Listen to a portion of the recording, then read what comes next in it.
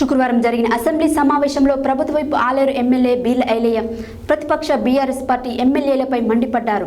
BRS MLA Palla Rajeshwar Reddy సభలో auto కార్మికులను ఆదుకోవాలని మాట్లాడుతున్న సందర్భంలో మీ ప్రభుత్వం హయాంలో ఆటో కార్మికులకు న్యాయం చేయలేదని బీర్ల ఐలయ్య ఫైర్ అయ్యారు.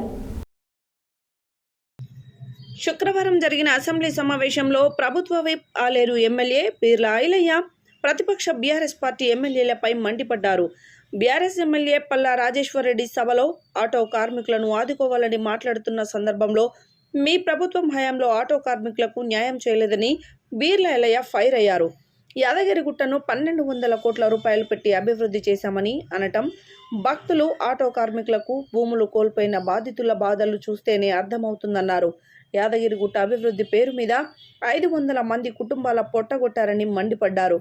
300 మంది ఆటో కార్మికుల కుటుంబాలు రోడ్డున పడ్డాయని, అలాంటి కుటుంబాలను మన ముఖ్యమంత్రి రేవంత్ రెడ్డి చొరవతో ఈ నెల 11వ తేదీన ఆటోలను యాదాద్రి కొండపైకి అనుమతిస్తారని అన్నారు.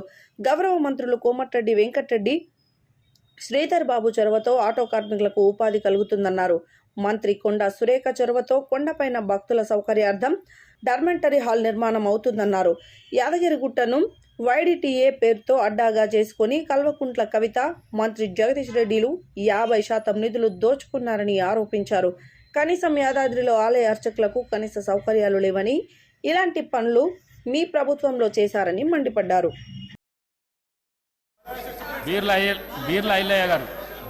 అధ్యక్ష,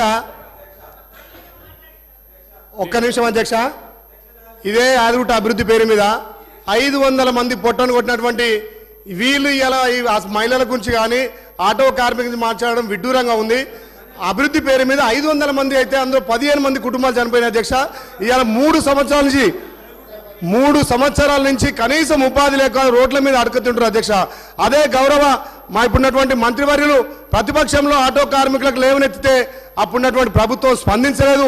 మళ్ళీ ఇవాళ మా గౌరవ ముఖ్యమంత్రి కానీ మా మంత్రి కోమటిరెడ్డి వెంకటరెడ్డి గారి ఆధ్వర్యంలో రేపు 11వ తారీఖున మన ప్రభుత్వం కొండపైకి ఆటోలు అనుమతించింది అధ్యక్ష. ఇవాళ 1000 కోట్లతోటి కొండ అభివృద్ధి చేసింది అధ్యక్ష.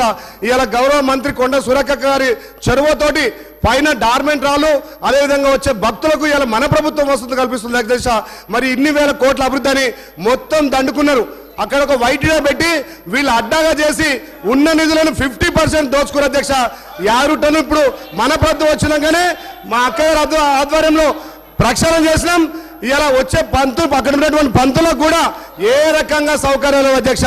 నిజంగా పేరుకే యారుటను అడ్డాగా మార్చుకొని వైటీగా ద్వారా 50% నిధులు కల్వకుంట్ల కవితకు ఇవాళ ఇక్కడ ఉన్నటువంటి జగదీష్ రెడ్డికి పోయినా తప్ప ఎవరు పోరు అధ్యక్ష. ఇవాళ యారుట పూర్తిగా అద్మాన పరిస్థితిలో ఉంది. ఇలా మనం వచ్చిన తర్వాత ప్రక్షాళన చేస్తున్నాం అధ్యక్ష.